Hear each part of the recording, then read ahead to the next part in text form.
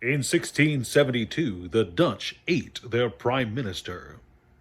That wasn't the setup for a joke. That was a thing that actually happened.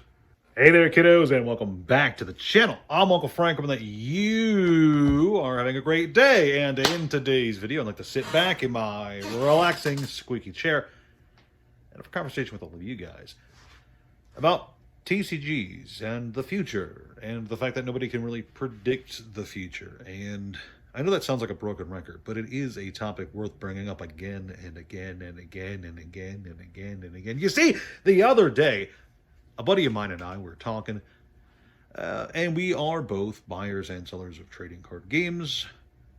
So naturally, the discussion drifted towards the state of the market in 2025, the crazy boom that Pokemon has been experiencing, the highs and lows of sets like Spider-Man from Magic the Gathering, and uh, the dead pulse on Yu-Gi-Oh! And naturally, the conversation looked a bit towards the future and our predictions for it. And I'm not going to bore you guys with the details of what we thought the trading card world would look like in the next 5 years. But at some point during the discussion, we both kind of drifted towards the idea that, it doesn't really matter what we individually think the next 5 years will hold beyond vague outlines of basics. The mega evolutions block will continue for Pokemon. There's probably going to be a bunch of banger sets and side sets that are going to sell really well up until the supply demand issue is fixed. We generally agree that the chances of Universes Beyond going away from Magic the Gathering is fairly low, and we were both fairly optimistic about Yu-Gi-Oh! Kind of digging their heads out of the sand and maybe putting out some products that, what's the word? Aren't complete dumpster fires. It was a low optimism, but we were both on the same track there. But we did both agree while we can have general hopes for the future, those hopes aren't predictions. We can hope that things will turn out well for Pokemon, Magic, and Yu-Gi-Oh! You can't predict what will happen. Maybe Magic listens to the players and does away with Universes Beyond entirely. Maybe Yu-Gi-Oh! Finally gives us English Rush duels. And maybe Pokemon prints Mega Evolutions Set 7, 2 years, right? Set 7? Set 7 into the ground to the point where people are just dumping it online for $80 again. Remember that? Remember when Pokemon was $80 a box? Pepperidge Farm remembers. But yeah, you can't really predict the future, but you can make guesses.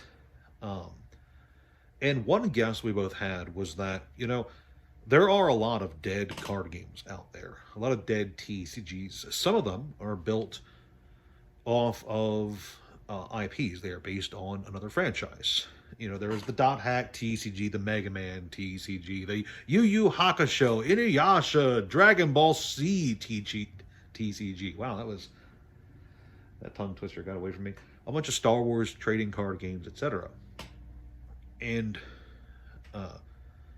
from time to time, dead card games do surge a bit in popularity. It happened with Harry Potter, most notably, during the pandemic era of card game spikes, where suddenly across the board we were seeing Harry Potter sealed product go up and up and up, and people were freaking out about it for a bit. But it's not the only example I can think of. Neopets has been on a steady climb upwards ever since it's been out of print, which really annoys me, but that's beside the point. So, in lieu of trying to guess where Pokemon or Yu-Gi-Oh! Or Magic would be in 5 years' time, we instead looked back to the past and asked the critical question, are all of these dead TCGs going to remain stagnant forever? Or are the ones that are still out there stagnant going to stay stagnant, we should say? Because just looking at the Decipher lineup alone, Star Trek, Mega Man, and a bunch of others, Not Hack, there's a bunch of them. There's a long list of, even from one company, Decipher card games, some of which are really good, some of which are really solid, that were successful for quite a while. And you kind of have to ask, do these TCGs have fans? Do these TCGs have enough fans where supply will become scarce enough for markets to move? And more to the point, what kind of outside forces could influence box prices? And I know this could sound like uh, crazy garage man trying to influence box prices, but really, a lot of this stuff is 20 years old or older. A lot of this stuff is really old, and sealed products are not plentiful. To the point where I do kind of worry about availability for a lot of these old TCGs. And it has to be said, while some of this stuff, a lot of this stuff, is cheap right now, how long will that remain the case? I bring this up because it's true that once upon a time, a box of the Harry Potter TCG could be picked up for ludicrously cheap. The Harry Potter TCG is a good card game. At its core, it was designed by Wizards of the Coast to be quite fun, had art evocative of the original novels, and had some really cool foiling too. I should really get around to actually talking about the Harry Potter TCG at some point. But yeah, during the pandemic, this card game suddenly had a huge spike in popularity and demand to the point where boxes basically vanished from the market overnight and tripled and quadrupled in prices in some cases before calming down a bit as a bit more trickled out there onto places like eBay. In fact, I still remember in 2018 or so, I bought some sealed product for the Diagon Alley expansion. And of course, I cracked it because I'm the kind of guy who likes to play his card games. And of course, I felt so stupid because just like a year or two later, 2 years later, lo and behold, this stuff is all way, way more. And I was like, oh man, I could have made a profit. Doesn't really bother me that much. But with that in mind, looking back, there are some really good card games out there that do have genuine fans that still play them to this day, beyond just things like Netrunner or the Transformers card game or any of the Star Wars TCGs. We know for a fact that next year, Star Trek is going to be having its crossover with Magic the Gathering, which, say what you will about the idea of universes beyond or about a sci-fi TV serial being crossed over with a high fantasy epic like Magic the Gathering. Take all that stuff out of the equation. Star Trek is popular, and Star Trek has had other TCGs in the past. What if Star Trek fans get into trading card games just because of Magic the Gathering, and they look back and they see that there is an existing Star Trek TCG by Decipher from, when did they produce that? I want to say it was 95, but I know that's wrong. I do this thing where I have a general vague idea of when a certain card game was produced, and then I'm wrong on the exact year. And I do this all the time. Point is, it's over 20 years old, right? It could even be bordering on 25 plus years old. And that's ancient in TCG terms. People like to talk about how 2 years is a good picking up point for a lot of sets in the Pokemon world. That's not just for Pokemon.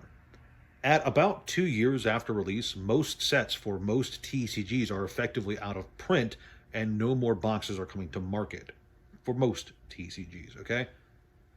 After that point, what's out there is out there, and supply can only go down. So they say that the 2 year point is a good, they were saying for a while, that at 2 years after release, that's a good time to start buying things up that you might have liked, or even 1 year after release, depends on the card game, of course. In TCG terms, 5 years old is ancient. 10 years is practically vintage, and 20 years, well, that's prehistoric, basically, in the ever-shifting landscape of TCGs. Think of a Pokemon set from 20 years ago, or a Magic set from 20 years ago, a Yu-Gi-Oh set from 20 years ago. What are the price tags on some of those boxes?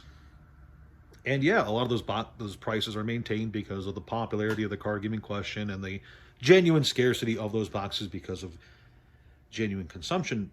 But, and this is a huge but, a lot of these other dead TCGs are out there with maybe not similar levels of popularity, but they do have similar levels of scarcity to the point where some of these boxes are still cheap, still hilariously cheap. But they're out there, and there's not a lot of them out there. So it begs the question: which one's going to be hit next? Old will the old Trek Decipher card game suddenly have a massive run on its box prices because of a Magic the Gathering crossover set? I don't think so. That's not. It's not what I'm trying to say here. But I'm saying when you look towards the future, you do have to look towards the past. And if you're someone like me who has a general love of every trading card game, not just the big ones, you have to wonder, what's going to be the next Harry Potter? What's going to be hit next? And the answer to that question is you can't predict it. You have no way of knowing what's going to be influenced by some big YouTuber.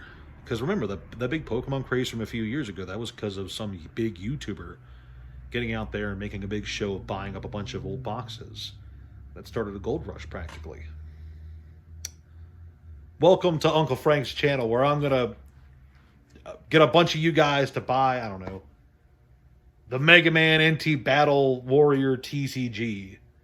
Bring those box prices to $10,000. Wouldn't that be great? That is a genuinely old card game. 2004, I think. Again, I'm probably wrong about the actual date. But yeah, that's an old card game, a good card game at its core. And it does genuinely have fans. It's just, man, it's never easy to guess. And at the end of the day, it's largely an exercise in futility because it doesn't matter what you prepare for or what you invest in. You're not going to be the one who cracks the code and is able to purchase every single product right before it goes sky high and make $1 bazillion. That will happen if you're lucky for a few select products, but for the most part, you're effectively gambling with your future when you just try to pinpoint the right product and all that jazz. But I suppose what I'm really trying to say here is there's a lot of cool stuff out there in the past. There's a lot of really cool old dead card games. Some recent, like Transformers, that are really cool. Some ancient, like Star Trek, which is okay from what I understand. And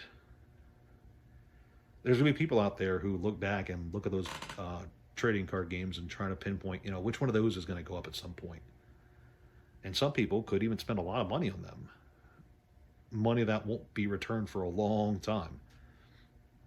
Because something else to consider is, sure, there could be speculative demand, but if the only thing there is speculative, then there's no return. This is something that people who invest in Funko Pops, for instance, we were just talking about that the other day.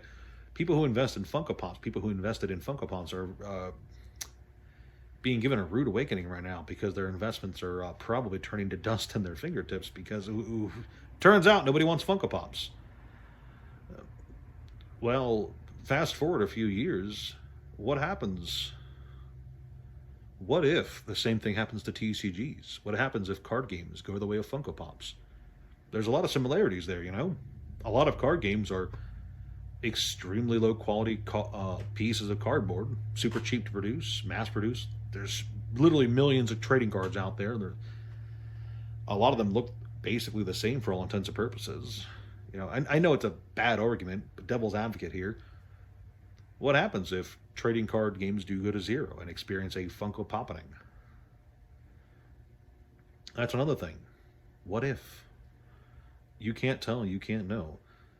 But what you can know is that if you are purchasing things you enjoy because you want to enjoy them, and it just so happens that those things gain value and you can sell them for a profit down the road or maybe even a few days or weeks later, whatever, you're probably going to be fine, especially if you're the kind of person who's comfortable with things going to zero. And I've said this before. I don't know if the Mega Man Battle Network TCG is going to quintuple in price in the next 2 years. Go from, $40 a box to $600 a box. I don't know if that's going to happen. I'd be really cool if it happened. I mean, got a few boxes lying around. I'd be totally happy with selling them for that kind of profit. But at the same time, I'd also be totally cool if they went down to $20 a box, $5 a box. That'd be great. Means I could get more for myself. And that really is kind of the approach I think is best when it comes to games. You have to be comfortable with buying something that can lose money. Upsides are there. Upsides are definitely there. There is definitely the chance that what you buy can gain you money. But if you're trying to predict the future and you're trying to make money at every turn, there's probably plenty of actual jobs and businesses out there and industries you can get into that are going to have more of a guaranteed return, more of a guaranteed income than trading card games and trading cardboard investment. I almost guarantee it. As someone who buys and sells TCGs as a huge part of what I do, it's not going to make a huge amount of money unless you're very lucky or, I don't know, extremely aggressive with how you price things. Could happen. But I know that I can't predict the future. Most people can't. There's probably actual wizards out there who could, but what I'm really trying to say is, you can't predict the future. And rather than worrying about what could go up, skyrocket, etc., you should definitely double down on the idea that trading card games are something that could be enjoyed and should be enjoyed. And if what you buy ends up going up, great. And if it doesn't, oh well. It's a game. Buy it to have fun. That's really all I got. I know that I don't make the smartest financial decisions when it comes to TCGs. And for what it's worth, you definitely should not take anything that I say here as financial advice, because I'm definitely not a business guru. Just a guy in his garage, rattling on into the wee hours of the night while cars pass by.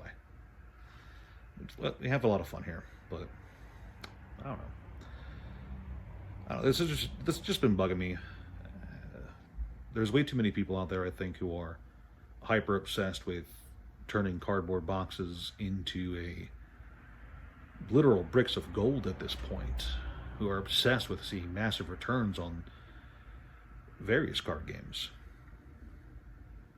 And I've never been one to rain on someone's parade and say, oh, I don't agree with the sentimentality that scalpers and resellers are evil, because I'm a buyer and seller. Obviously, I don't think I'm evil.